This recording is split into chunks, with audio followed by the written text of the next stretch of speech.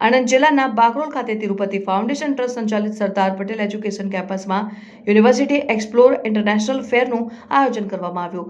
આયોજન સરદાર પટેલ એજ્યુકેશન કેમ્પસના international relation and research cell અને એરિસ ઓવરસીઝ આણંદ અને ટ્રેનિંગ એન્ડ પ્લેસમેન્ટ સેલ અને સ્પેકિયન દ્વારા કરવામાં આવ્યું. આ ઉદ્ઘાટન સમારોહમાં સંસ્થાના secretary Sheetal Patel, director of Aries overseas આણંદના કલ્પેશભાઈ પાઠક, યુએસએ, યુકે, જર્મની અને કેનેડાના કાઉન્સિલર વગેરેની સંસ્થાના આચાર્યશ્રીઓ, શૈક્ષણિક અને બિન શૈક્ષણિક સ્ટાફ ઉપસ્થિત રહેતા. આ ઇન્ટરનેશનલ ફેરનો મુખ્ય હેતુ વિદેશમાં આગળ અભ્યાસ કરવાની તૈયારી કરી રહેલા વિદ્યાર્થીને માર્ગદર્શન અને સહકાર આપવાનો હતો.